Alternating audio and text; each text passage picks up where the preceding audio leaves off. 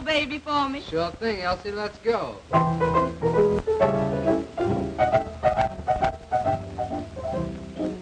You must have been a beautiful baby.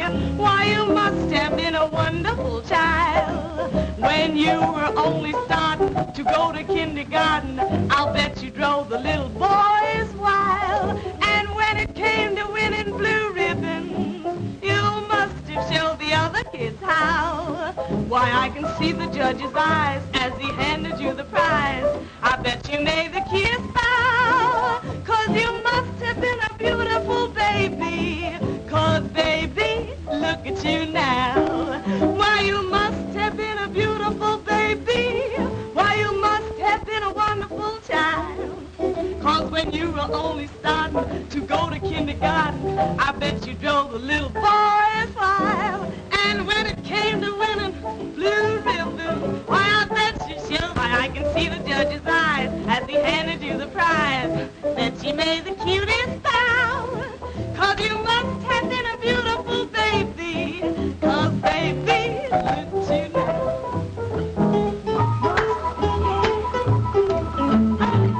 Sing it, boys, sing it.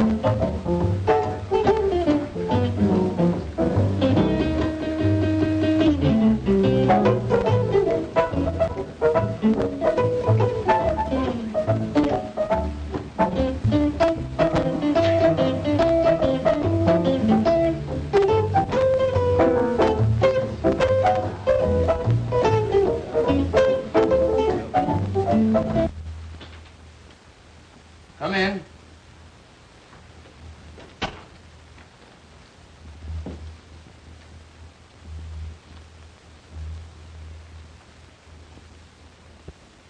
Hello, Elizabeth. What's on your mind? Heavens. What have you been doing? Hijacking somebody? May I sit down? By all means. There you are. No. Well, who from, how come, and what for? Tony Guido and Nick Cavelli. I smell trouble. Their gang just pulled a big job. The Peacock robbery. Smells like one of their jobs. They keep me on the anxious seat, all right. Well, what do they want? A little party in the private apartment upstairs after the joint closes tonight, That's easy. It's for rent for such purposes. with a half dozen of our girls to entertain them, including Elsie. That's what I was expecting. And what I feared. There goes the big dough. With 300 more on the line on delivery of Elsie. $500 gone with the wind.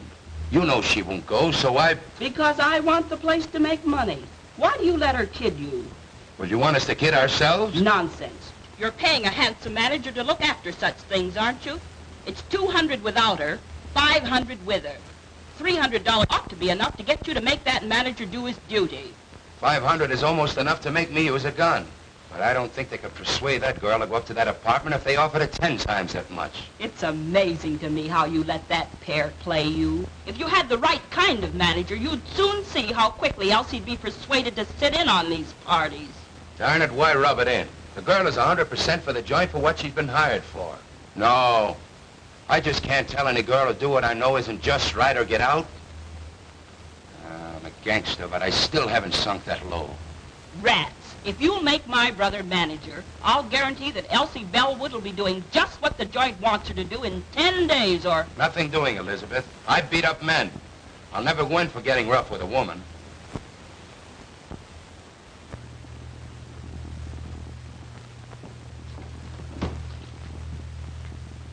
Oh, Mr. Farina. Yes? Step here a minute, please. Get a load of that specialty.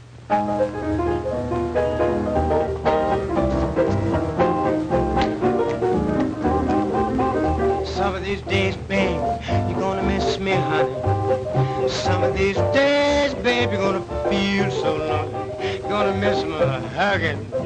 You're gonna miss my kissing. You're gonna miss me, baby. When I'm gone away, you're gonna feel so lonely, baby. Just for me only. For you know, baby, you done had your day. And if you leave me, you know you're gonna grieve me. You're gonna miss your little brown skin chocolate drop mama some of these. You're gonna miss me. You're gonna miss me? You're gonna miss me. Ow. What is that? Watch it, boys. You're gonna miss your little brown skin chocolate drop mama some of these days.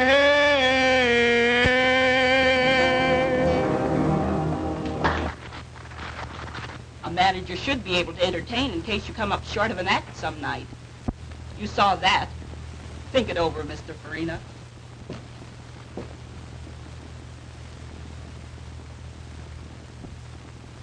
As I started to say, Elsie's a good performer, and they like her.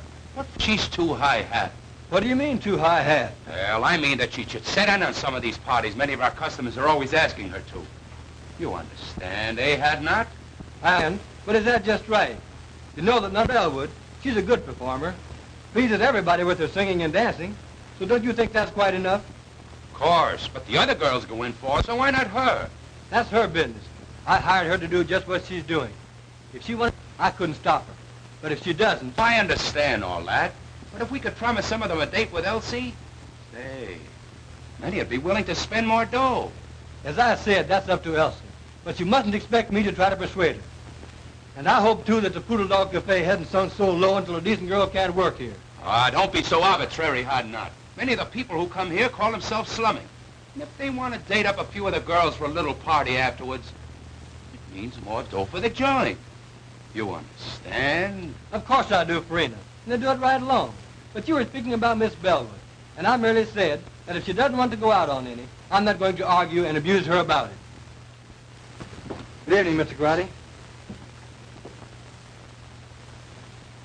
What's the matter? Oh, nothing much. I was just trying to show Hadnott that if Elsie would consent to sit in on some of these parties, it would help the business. Of course it would.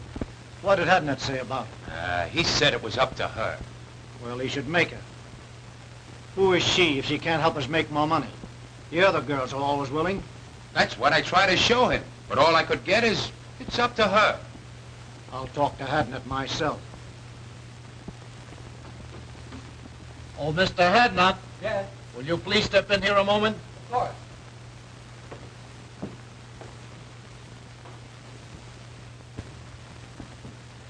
Have a seat. Cigarette? No, thanks. Mr. Hadnott, my cousin tells me you don't like the way we run our place. Hadnott don't think that we ought to try to persuade Elsie to go out on parties if she don't want it. I said that I wouldn't try to... Now, this Elsie girl, she's very attractive. Some of our customers will sit in a little party now and then. You understand, after the place closes. Now, we like to oblige our customers. So we think that you should... Listen, Mr. Garotti, your partner and I have just party. It's up to her. But I hired her to sing and dance here in the place, not to go out on private parties. Now, if you want to try to persuade her to, that's your business, but I won't. Oh, you won't, eh? Well, what do you think we got you hired for besides managing the place? We can do the managing. That is, you know the girls better than we do. You talk the same language. Now, we've been after this girl to help us out a long time. Now we say you get her to or... Quit. That's okay by me. Now, Hadnott, you don't have to do that. Let's talk it over. You see, I try to You get... both made your positions very clear. There's no alternative but to do what you want me to or resign. I'm resigning. You can get plenty of men in my race to do anything you ask them to. So why waste your time on me? As far as Miss Bellwood's concerned, she's a lady. I have too much respect for her, for myself, to try to persuade her to do what you know and I know is wrong. As to you two, if you had any respect for the unfortunate members of my race, especially the girls who are forced to work here, you wouldn't try to make them do ugly things. But since you haven't, I don't like your attitude. I'm quitting. Good day.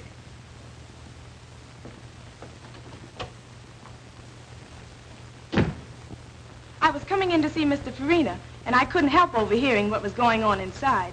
What does he mean?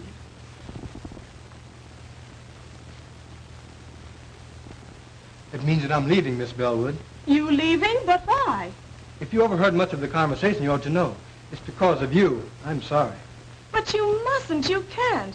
I won't let you give up your job on account of me. Now, The only way I could get it back and keep it would be for you to do what they wanted me to make you do.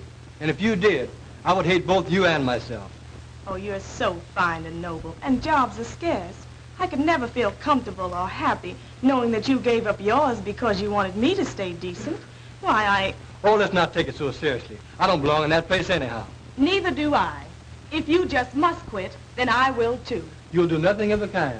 There's nothing wrong with your job, and you don't have to change your ways just because some drunken, depraved customer wants to go flying around with you. Meantime, the customers like you, and you're making more money now than it is possible for you to make anywhere else. Forget about me and the chief job I had.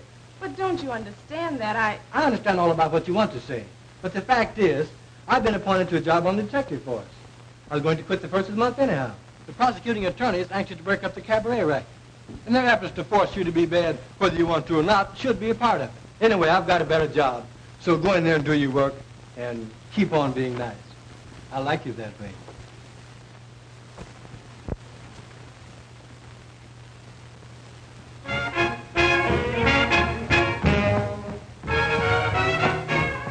There's certain something in this world that I like best. I depend on one thing for my total happiness. No, it isn't money. No, it isn't fame.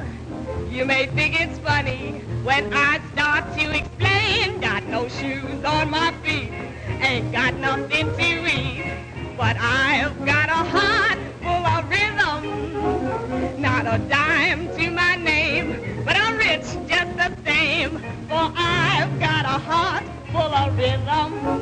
Now when the skies are gray and everything's wrong, I find my way by singing a song. Let the great think I'm small, I laugh at them all, 'cause I've got a heart full of rhythm.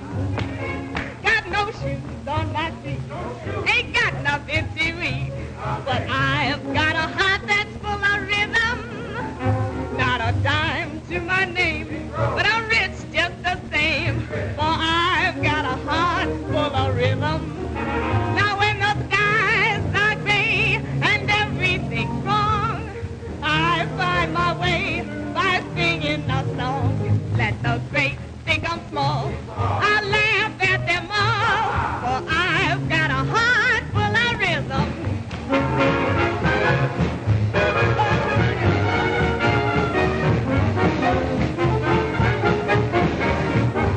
Now let the great think I'm small, I laugh at them all,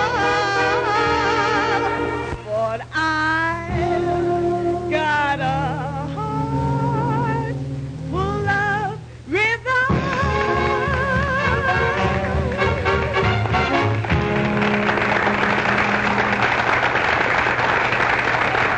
Be very happy when I think of you being without your job on account of me. Tell you, Elsie, if I may call you that. You may, of course. Thanks. That makes it easier. Getting back to what we were talking about, I was trying to tell you that I didn't care. You see, I've been studying for detective work for 2 years. It comes under civil service. I took the examination. Thing is all right. I don't have to worry about a job for me any longer. With a better job, I can do more good. Naturally, I'm glad that I can now be more independent and stand up when the occasion rises for decent girls like you. I sure like you for that, and I shall always respect you. I hated to think that you had to suffer any inconvenience or embarrassment on my account. However, I like to think that the Negro race have such a terrible time. If we had a few more girls like you, maybe it wouldn't be as hard as it seems. By the way, did you happen to notice anyone hanging around to take my place? Yes, those Landry boys. Incidentally, distant relatives of mine. They're made to order for dirty work. They'd hardly stop at murder. So, I may have to quit after all. No, the customers like you too well. Just you stand pat, and they'll soon quit trying to persuade you. I hope you're right. It was bad enough for the help while you were there. But with those, outfit like my relatives in charge? Well, I shudder when I think what those poor girls will have to put up with now. Oh, you don't need to. I'm on the getting outside. I can be out in a jiffy and upstairs before you can get around on this side.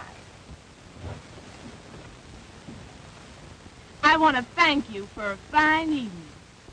But if I find out that you're lying about that detective job, I'm going to make you let me do something that I never thought I'd ever do. Take care of a man.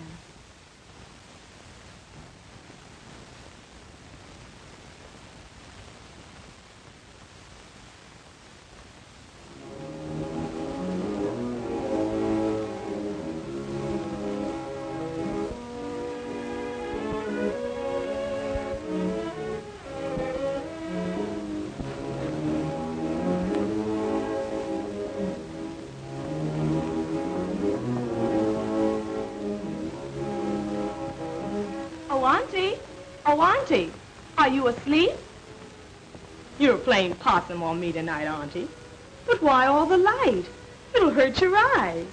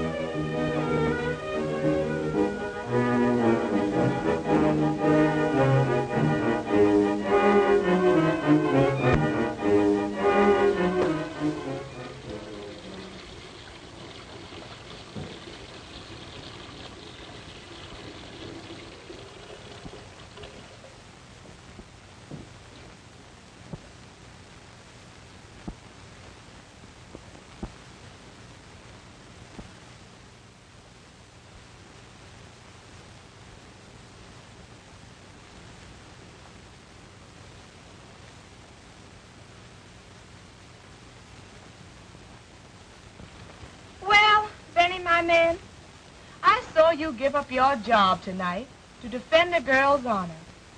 A girl almost a stranger to you. But she's a good girl, Benny. And you stood up for her and believed in her at the price of your job. That's what I call a man.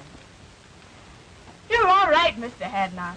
I'd like to see some other colored man give up his job on account of any girl. Why, he'd throw at anybody that would show him 50 cents. I'm sorry to say. And then take her back for him. Pretty rotten setup. But you're out of a job, Benny. You've got to live and get along until you find another one. Now, you may have this job that you mentioned, and you may have just said it to console me, but I'll find out. I've seen plenty of women taking care of men. Worthless, trifling, good-for-nothing men. And I've hated them for it. Isn't that funny? I want to take care of one now, too. You, Benny. But you're such a good man, Benny. But this is different. You've just got to be all right. I've just got to do this. I want to give you everything that I make and let you give me what you want me to have. Will you promise me you'll do this, dear? It'll make me so happy.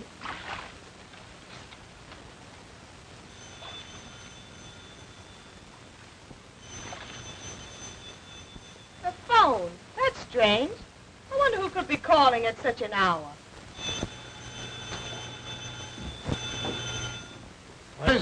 What do you say we start the session with a little drink, yes? Okay by us, boss.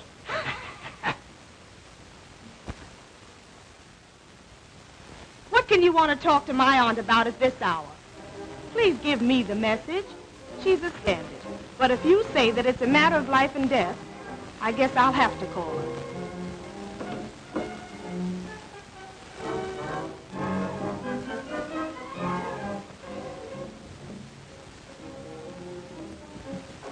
Oh, Auntie.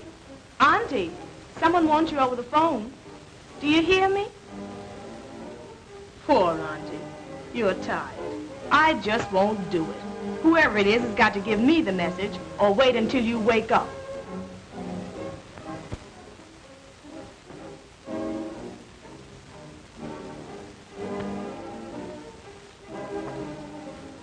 Hello? Hello? Hello? Hello? Hello?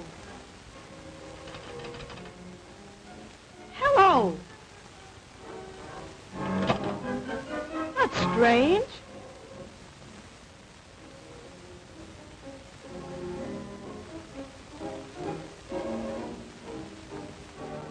Oh, Auntie. Auntie, wake up. Please wake up.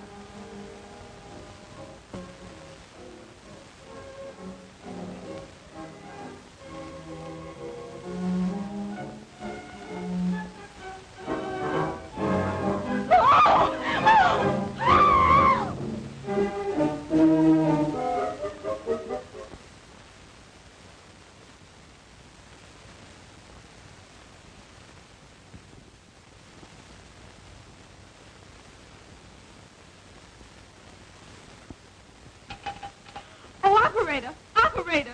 Get me the police station, please! Quick! You say you arrived home about 3 a.m. and thought upon seeing your Aunt laying as we discovered her that she was asleep? I thought she was asleep. When did you discover that she was dead, had been murdered? As I was finishing my bath, the phone rang. Yes? I left the bath and went to answer it. You answered the phone. I answered the phone. And? The person calling wanted to speak to my aunt. They insisted upon speaking to her. I asked them to give me the message. So, finally, when they insisted that it was a matter of life and death, I told them to hold the phone and I would go and call her. Then? Then I went in my aunt's room and called her. But she didn't awaken. She didn't awaken. Did you shake her? We usually do so when someone is hard to awaken. No, I didn't shake her. She was sleeping so peacefully that I decided that I would go back to the phone and insist upon them giving me the message. So you went back to the telephone and... I went back to the telephone, and I didn't get any response. The person calling had hung up. Had hung up? I tried and tried, but I couldn't get any answer. You're quite sure that no one answered? Positive. That aroused my curiosity. I began to feel suspicious. So, finally, I went back to my aunt's room and called her and shook her. And it was then that I discovered that she had been shot. That she was dead.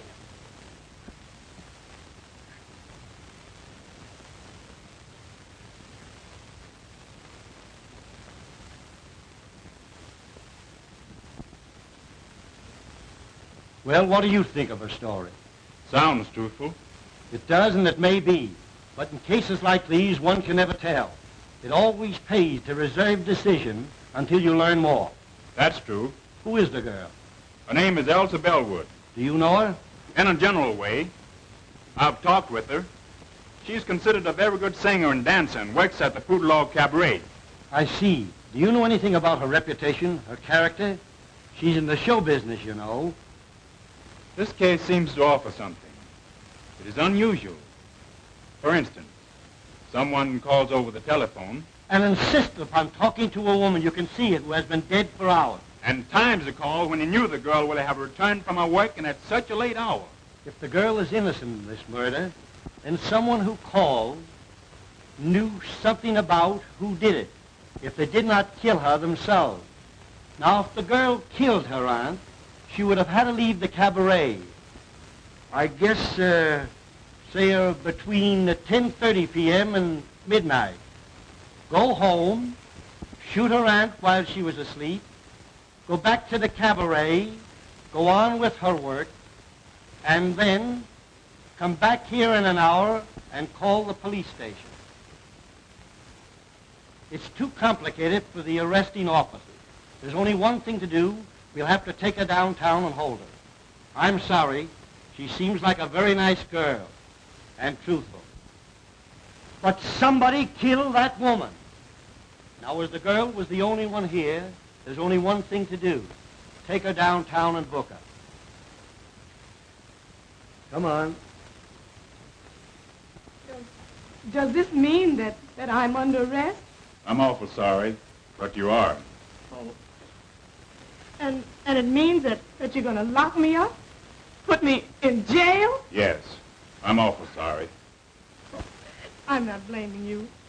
There's been a murder, and the law has got to find out who did it. Well, there's no one else to hold it this time but me. So... If you have an idea who did it... No, not the least. Not the least. Why, I can't imagine anyone wanting to kill my aunt.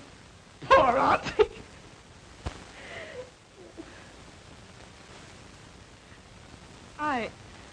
I was thinking of myself.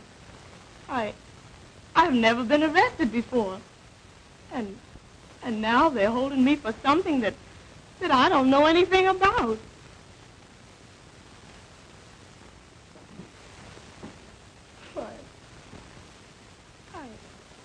I'm under arrest. And they're going to put me in jail. Well, Wanzer, if you're sure... I'm not sure of anything. I merely feel that the girl is innocent. We should go easy on her until we get some more evidence. Well, I'll speak to the matron. But you understand, she cannot leave. But at least the room isn't a cell. Thank you. I've talked to the matron has a room here with a bed in it, so we're going to let you have it so you can get some sleep. Then when you're brought before the DA this afternoon, you'll be more rested and composed and think more clearly. You must be awful tired after such a night and all of this. Thanks, you're very kind. I am tired, very tired. I feel, I guess I just don't feel anything anymore. I'll call the matron now. Do you know a lawyer? Have you some friends? I have no lawyer. I know a lot of people, but I'm afraid they won't understand this. I just don't know what to tell them. Do you have a boyfriend? No, A pretty girl like you? You must have somebody you like or who likes. Oh, I didn't say that I didn't know anybody. I know a man, but I don't... He would come closer to under than anybody else. If you have a pencil, I'll give you his name and address.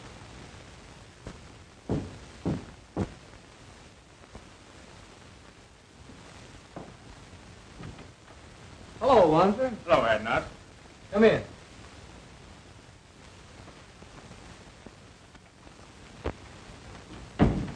Have a seat.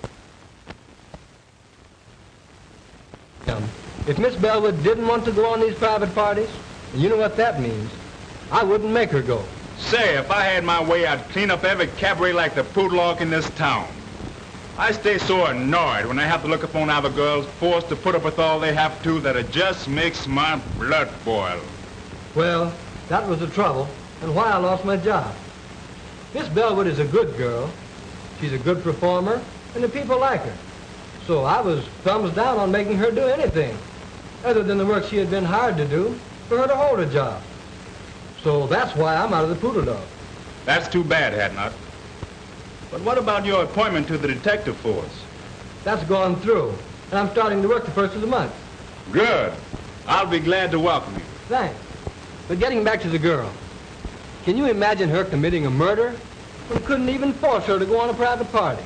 I'm positive that she doesn't know anything about it. But this is the law, so you see what we are up against. Sure, I understand. Well, get your things on and come on down to the station with me, and we'll see what we can do. Of course. I'll be ready in a few minutes. Come in.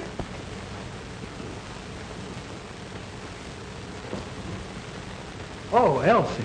Benny, Can you imagine such a terrible happening? And to you.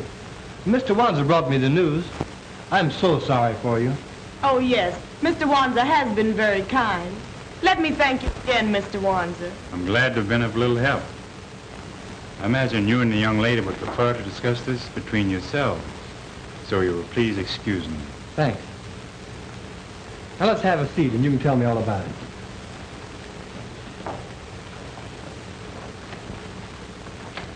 As I understand it, she had been dead several hours when you found her, after your arrival home.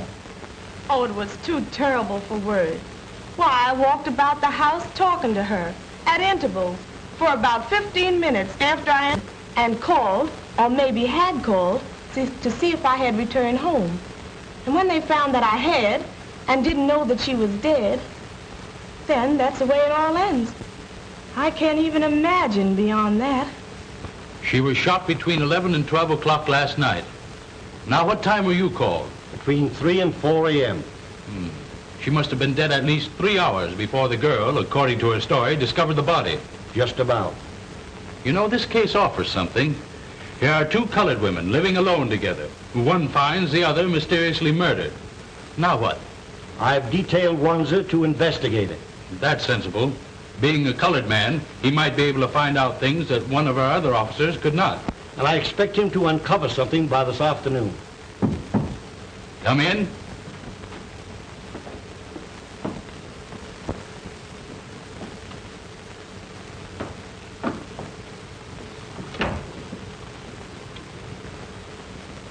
Now tell Mr. Eckert, the district attorney, how you're related to Miss Bellwood and what you know about her arm. Well, I don't know that I ought to. Go ahead, sister. Tell them all about it. Well, all we know about the murder is what we read in the morning papers.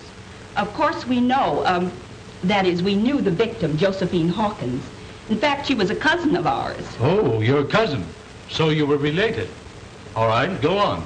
And this Miss Bellwood was her niece and lived with her. That we have already found out. Miss Bellwood told us that when we went to her house this morning. Of course, I merely mentioned the fact so that you'd understand. Now, what did this Mrs. Hawkins do? How did she live? You mean Miss Hawkins? She wasn't married, had never been married. Oh. No, she owned a beauty parlor that she ran downstairs in the same building. Have you any knowledge or idea how the expenses of the apartment were shared? No, I don't know.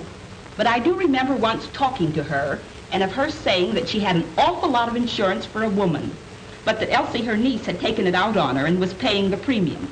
So she was heavily insured, and her niece, whom we are holding here, paid the premiums, even had the insurance taken out. That's what she told me. Just when did she tell you that? Oh, 3 or 4 months ago, I'd say. That, of course, could be a motive for the murder. But we want to know more, Mrs. Green. The whole story. All you know. It's all right, Elizabeth. Go on. Tell them all you know. Well, Now, just a minute. Come here. You keep telling her to talk. How about you doing some talking yourself? What are you ordering her to tell? What do you know? Well, you see, I just got a job to manage the Poodle Dog Cafe last night. Oh, I see. You got a job to manage the Poodle Dog Cafe, and you got it last night. So what? Yes, he must tell all he knows. A murder has been committed, and the law must find the guilty persons. So tell all you know, if anything, about it. Well, we don't know anything much, mister. But you said the murder was committed between 11 and 12 o'clock last night. We were at the Poodle Dog Cafe from 9 o'clock last night, waiting to see Mr. Farina and Mr. Garotti about this job. At around 11 o'clock, I...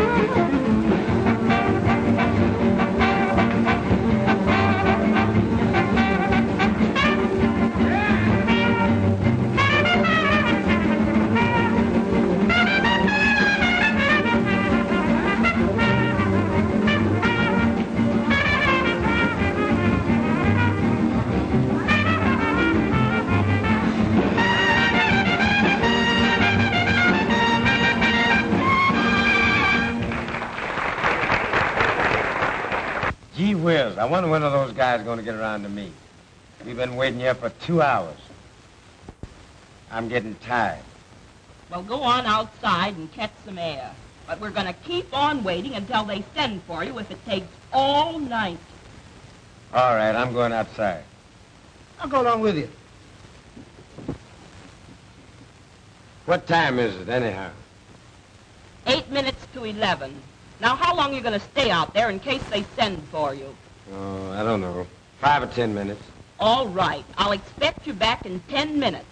Be sure you're back in 10 minutes, however. And I hope you get back before they send for you. So do I.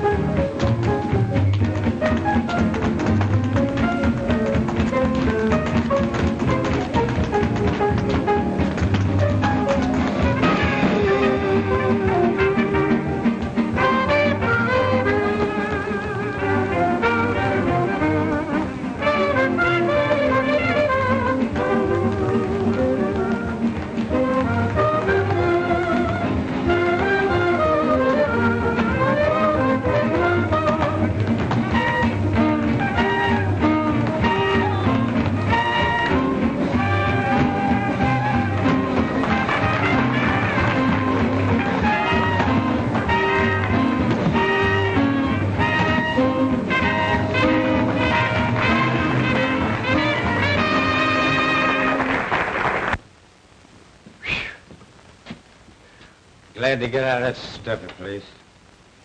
Cigarette? Yes.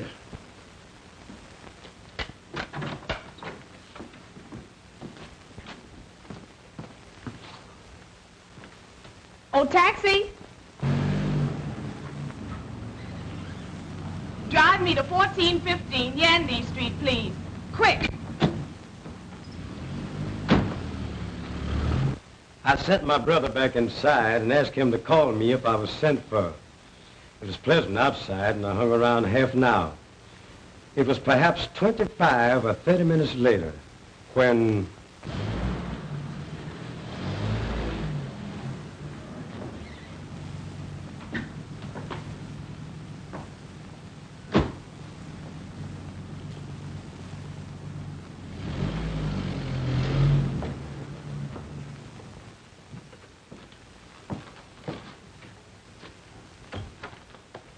It's ready to see you now. Okay. When I entered Mr. Garotti and Farina's office, I happened to look up at the clock and remember that it was 11:35. Yes, sir. Bring Miss Bellwood to my office at once. Yes, sir. I thank you people for the information you have given me. I'll take your address, and if and when we need you, we'll send for you. You may go now. I sure hope you don't send for me. Oh, what an awful story. Why, I didn't leave the cabaret from the time I went to work until Mr. Hadnott picked me up and drove me home shortly after 2 o'clock that morning. Why if the man chose to lie like that? Perhaps he's trying to shield the real murder. Would he have any motive for killing her himself? Oh, I don't know. The whole thing has become so confused until I can't think clearly anymore. But I can't see where he would have had any motive. And why are they trying to put it on me? These cousins of your aunt seem to have hated her, or you both. Can you prove that you didn't leave the place at the time he said you did? I'll try to. Now, let me think. I remember. After the first show, or I should say between shows, we always do 2 shows, I went to my dressing room and had a nap. I always do. If someone saw you go to your dressing room and could swear you stayed there until the second show, that would counter this evidence, which Lander will no doubt repeat when he's placed on the stand at the trial. That's it, Miss Bellwood. You took the words out of my mouth. I see. No, because I always lock myself in, and I don't recall seeing anybody when I went in or when I came out. That will make his statement about seeing you leave the place hard to disprove. But we've got to produce evidence to prove that he's lying.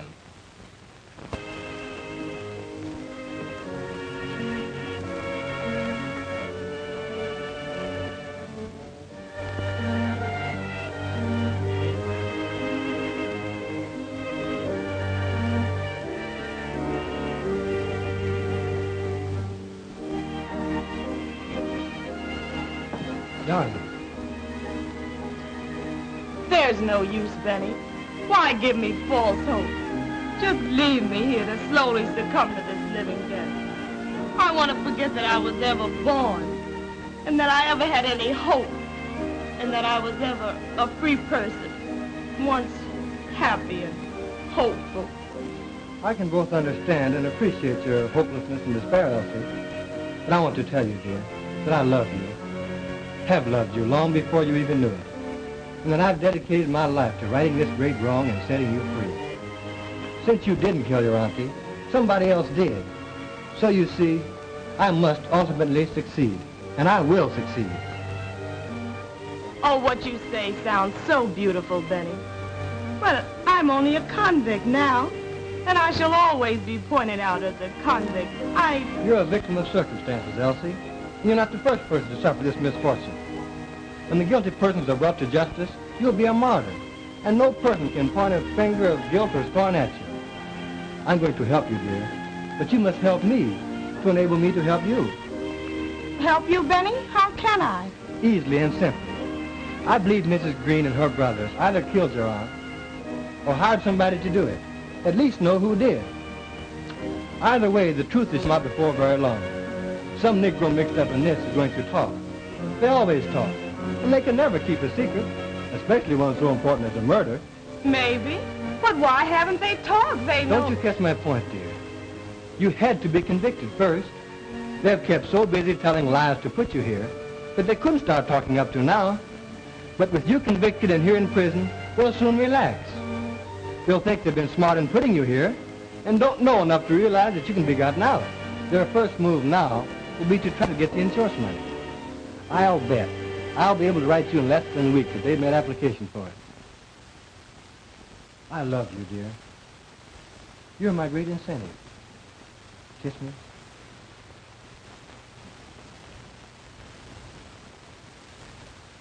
Well, how are you, Mr. Wanzer?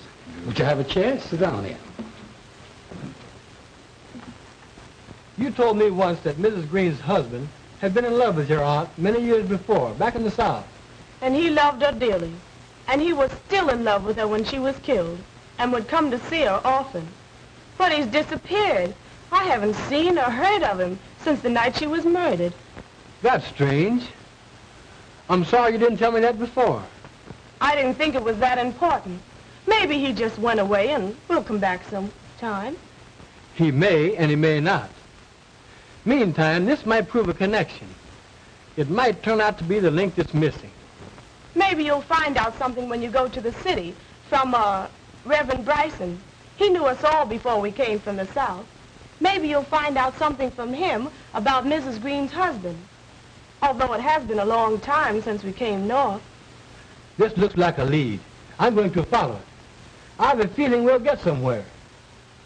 Now that this Elsie Bellwood has been convicted of murder and sent to prison for life, who will the company pay the money to? Oh, that will be decided by the court.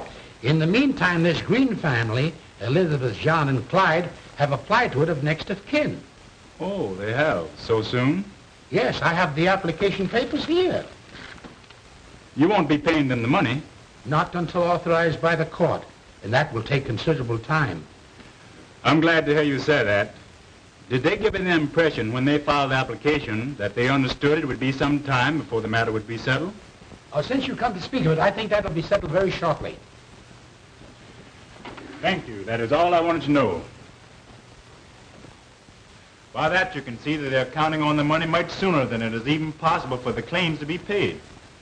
This case isn't going to be long before something cracks. When this outfit finds that they can't lay hands on the money as quick as they had planned, some of them are going to get impatient and drop something. And I'll be Johnny on the spot to pick it up and land all three of them in jail right quick. Well, I'm depending on you to keep checked up on them and help me to get somewhere. I have a feeling that there's a story yet to tell. In the meantime, let's get over this Reverend Bryson's and see what we can find out. You said something, brother.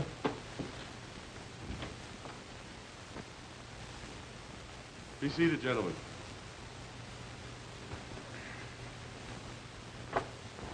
You're nothing but a whiskey head and no good.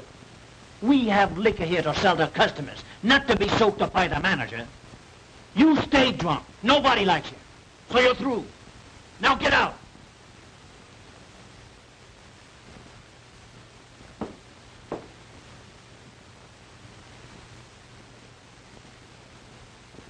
Yes, I know everybody that's involved in this unfortunate affair. I knew Josephine Hawkins when she was just a pretty young girl having beaus for the first time. I knew Elizabeth Landry when she pulled the trick on Ned Green that made them man and wife. She says that she's going to have a baby and that I'm his father. Are you? Maybe I am and maybe I ain't. You know I ain't the only one that's been running around with her. Well, that's the chance you take, young man. She has you charged with fatherhood. There's no alternative. What do you mean there's no alternative?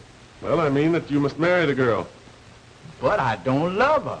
Never did and never will. You know who my girl is. You know who I've been going around with. And I ain't afraid to tell you that I love Josephine Hawkins. She wouldn't come up with no tale like this.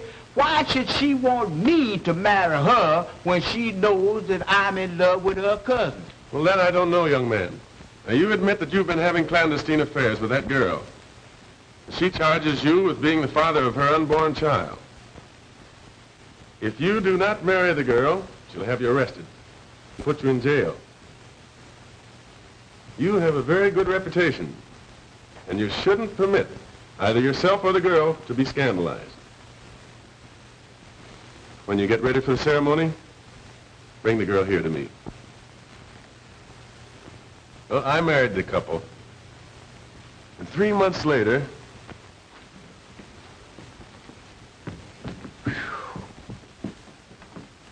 she lied. She's no more to become a mother than you are. She tricked me into marrying her, the dirtiest trick a woman could pull on a man. That's why I came to you to find out what could be done by it. well, you might ask for a doctor's examination, and if the examination proves what you say, I think the court would grant you an annulment. I don't want to wait that long. I can't be bothered with no nerves. I'm leaving town. I'm afraid if I stayed here, I'd kill her. I ain't got time to be bothered. I am leaving town tonight. Goodbye. Heartbroken, Josephine Hawkins had left town, gone north. And Elizabeth, after Green had left her, she left shortly afterward also for the north. And feeling that Green had followed Josephine, which perhaps he had, Elizabeth took her brothers, whose reputation was rather unsavory, north with her. 10 years later, I was transferred to my present charge. And when I came here, I learned that under the threat of death, Elizabeth's brothers had virtually forced Green to live with her. And in the meantime, Green's love for Josephine had never died. And he insisted upon seeing her whenever he had a chance. I think you have given us the key, Doctor, to the missing link in this tragedy. And we'll start from here and run this thing down. You can bet.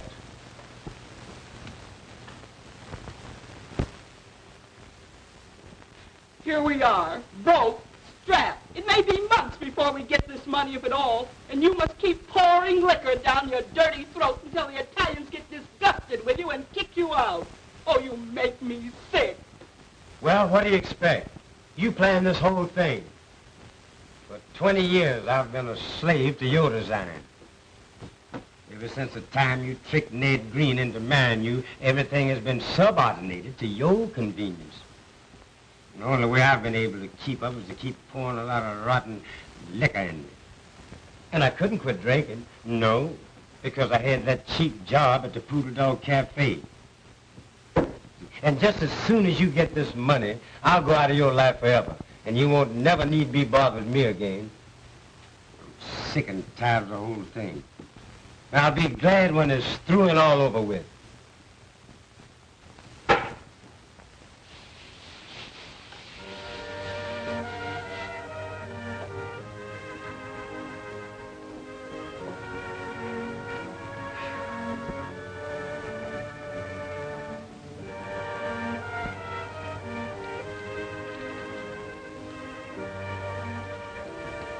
Dearest Elsie, we're getting somewhere. Very soon the case will be cracked wide open and you'll be free. In the meantime, now and always, dear one, that I love you. Love you. Benjamin.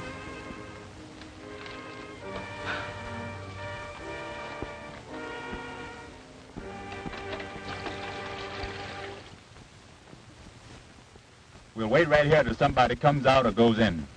I have a feeling we won't have to wait long. Hey, son, come here. Yes, sir? Live around here? Right across the street in that house with the yellow shades. How about the house next door? Mrs. Green lives there. Mrs. Green? Yes, sir, and her two brothers, John and Clyde. Nobody else? Well, her husband used to stay there, but he don't no more. He doesn't anymore. Why? I don't know. He just don't. He ain't been there in a long time. I think he went away somewhere. Anyway, he ain't there no more. But Mrs. Green's brothers, do they still live there? Oh, yes, sir. One of them's there now. He always is. The other one will be coming along soon. They eat about this time. And the other one will be coming along soon for his dinner. Which one's there now? John. He sleeps up until about this time. Then he gets up and eats. And then he goes down to the Maple Leaf Social Club. Maple Leaf Social Club, eh? Well, what time does he get back? He's never back before I go to bed, so I guess he gets back kind of late. Now, this brother John that you mentioned, does he work? They say he does. My papa says they gamble down there. And he does something. Thank you, son. Oh, there's something for you. Oh, thank you, sir. Now, what time do you go to bed? About 9 o'clock, sir. About 9 o'clock. I see. How would you like to meet us, say, right here at 8 o'clock? We want you to carry a note. We'll give you another quarter. Oh, I'll be glad to, sir. Right here at 8 o'clock. Right here at 8 o'clock. But remember, don't tell anybody. We won't be able to meet you and give you that other quarter. Oh, I know how to keep my mouth shut. I'm studying to be a G-man. I won't tell nobody. Be sure that you don't. You can go now and meet us back here at 8 o'clock. At 8 o'clock, don't tell nobody. I'll get you, mister. Goodbye.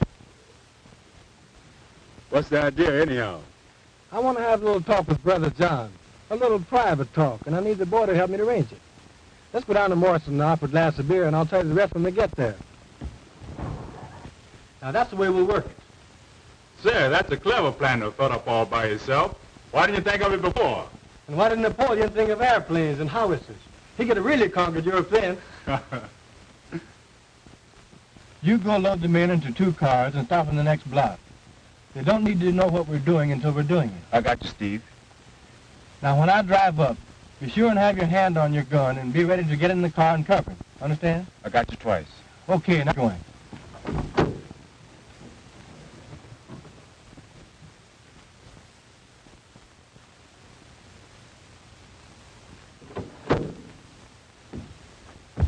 All right, mister. Here I am. So I see. Johnny on the spot. Always be on time and you'll get somewhere by the time you become a man. Yes, sir. Say, do you know where the Maple Leaf Club is? Sure. I want you to show me that. So you drive up to the next corner, and you turn right, and there you are. All right, here it goes.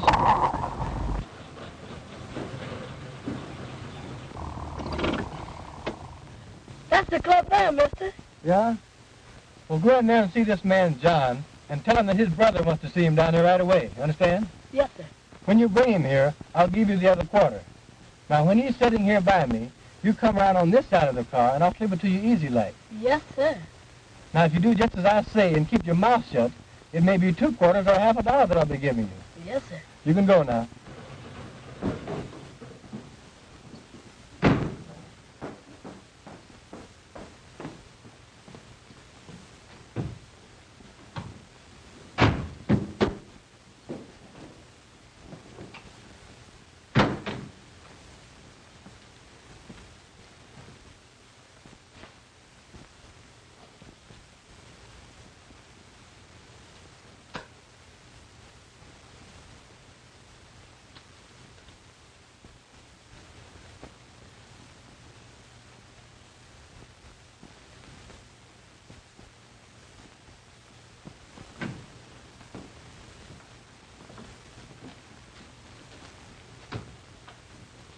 Hello, John. Well, hello, Hadnott. Ain't seen you in a long time. Been kind of busy since I left the poodle dog. Yeah. Say, where's my brother? You'll soon see, you contemptible liar. That was just an excuse to get you out here. I wanted to see you. What's the meaning of this? We was trying to hope All somebody... right, I got him covered. Say, what's the meaning of this, fellas? I ain't done nothing. What y'all gonna do with me? We're taking you for a little ride, and you won't be coming back. I ain't coming back. How come? Ever heard of Thompson Manor? You mean that handy house way out there on Thompson Point? Yeah. What's that got to do with me? We're taking you there. For a little seance with the ghost of the manor. Not if I knows anything about it. Oh, no, my good fellow. Not only are we taking you there, we are going to tie you up and leave you there to starve to death and die. You've been telling lies and have done an innocent person a great wrong. So we're going to take you up to meet the ghost of Thompson Manor and all his imp ghosts, after which you die. Oh, Lordy. Come on. Say, what's the meaning? Come on. That's all right. What y'all gonna do with me? I ain't done nothing. Get on it now. Come on.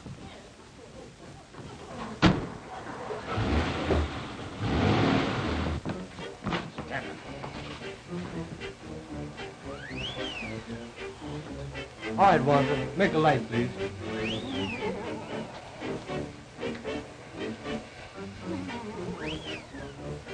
Ghosts, working by remote control.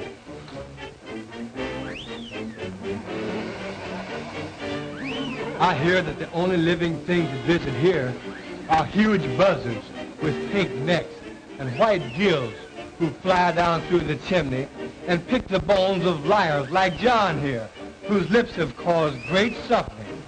They tie them to that post over there. And when the buzzards fly down and devour our bodies, old Thompson turned their soul into imp ghosts. And every night at 12... Great goodness, it's midnight now. When that hand reaches 12, the ghost I've heard appear.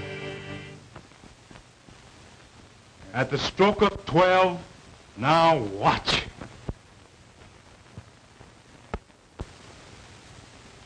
Well, that settles it. The party's over for a while, so we'll tie John up and leave him here and... Oh, please, man, please don't. Of course, if you care to do a little talking, tell us who killed Josephine Hawkins. We might decide to wait a while. If you promise them hands won't come back, I'll tell you anything, everything. Just don't leave me here. You're such a rotten, dirty liar until I hesitate to believe anything you say. You swore in court under oath, so how do you expect us to believe you out here? But I'll tell you why we brought you here, and why we're going to leave you here with these ghosts. You killed Josephine Hawkins. I killed who? Josephine Hawkins. And you lied about Miss Bellwood when you swore she left the cabaret and went home and shot her aunt. I didn't. What do you mean? I means I did lie about Miss Bellwood. So did my brother. But I didn't kill her aunt.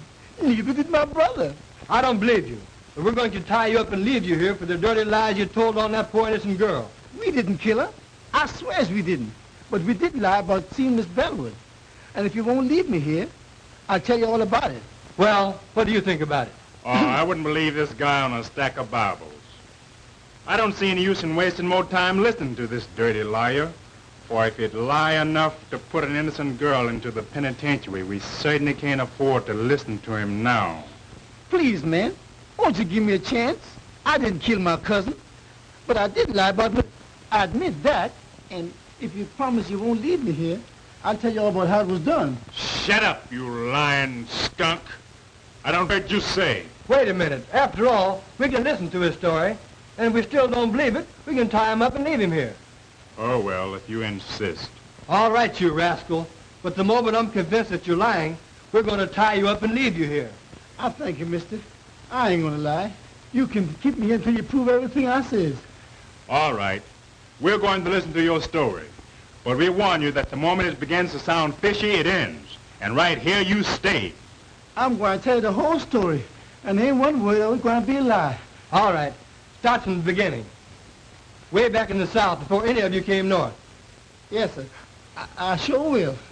Well, it started like this. My sister Elizabeth took Ned Green into marrying her. He was going with my cousin Josephine and was planning to marry her. But when Green learned the truth, he hauled off and left her and came north. Josie found out somehow Green was mad, so she hauled off and left too. My sister then followed Ned up north and brought me and my brother along with her. And lo and behold, she found Ned up here chasing around after Josie. That made her mad. So she had us go get him and scare him into living with her again. He tried to, poor fella, but he just couldn't get along somehow. You see, Ned was still in love with Josie and was always slipping out and seeing her. Then, just before the murder... You've made a slave out of me all of my life. Why don't you let me be and give me a divorce so I can go and marry Josie?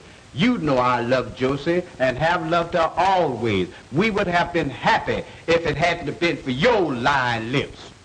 I'll not let you alone. And I dare you to try to get a divorce. If you even as much as start to try, I'll have my brothers break your ugly neck. Same thing, year after year, the same thing. Well, you ain't never made me love you, and I ain't gonna try no longer. I'm leaving you for good, and I'm going to Josie. And if she won't run away and live with me, I'll steal into the house some night and kill her, shoot her in the head, then kill myself. That's what I'm going to do.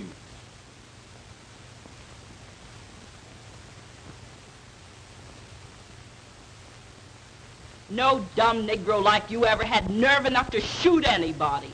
And as for killing yourself, you make me laugh. But my sister was mistaken that time. For the very next night, that was the night of the murder, when we returned home from the cabaret where we testified we saw Elsie leave, then come back. We found a note.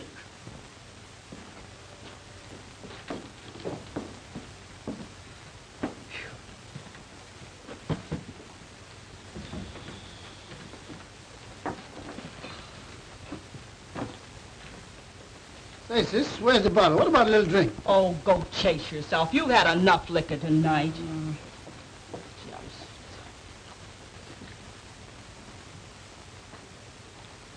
Say, what's this? There's a letter.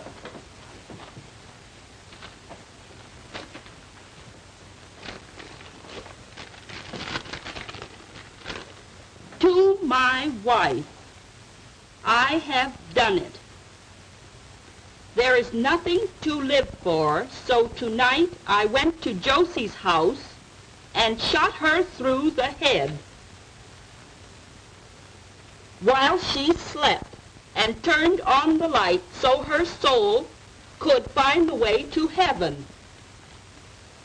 With Josie dead, when you find this note, I will be dead too. I am going to tie a rock around my neck and jump off Tyndall's Bridge.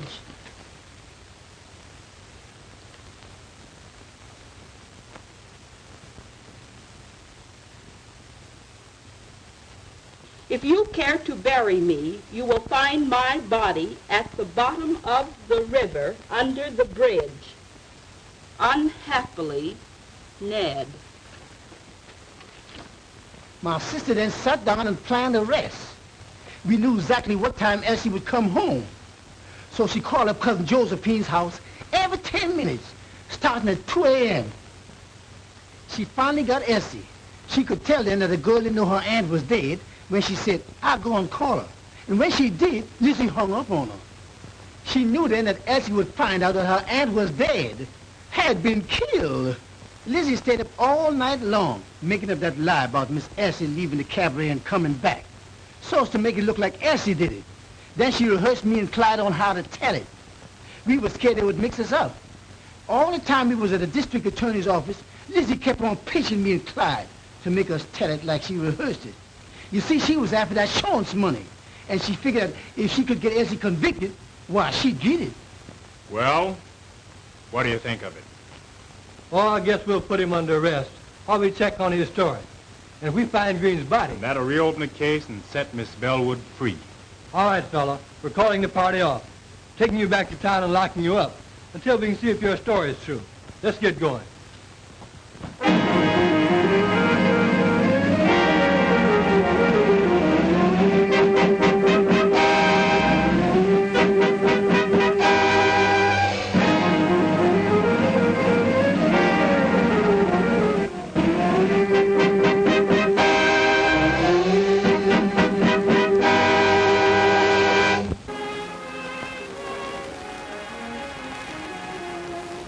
They're yours, dear. I'm giving them to you. Giving them to me? Now, what do you mean? Just what I say. They're yours, then, my darling husband. But Well, I'll explain. To begin with, I wouldn't have had them at all if you hadn't dedicated your life to the solution of the crime, which set me free.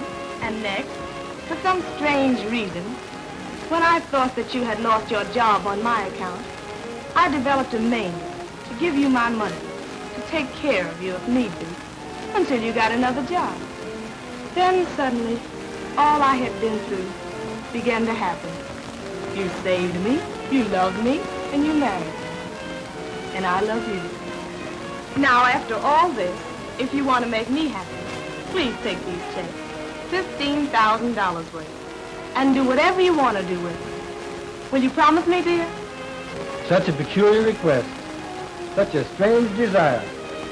But since you insist on making me a sort of guardian, I'll take the checks and establish a trust fund for our children, dear. That'll be all right?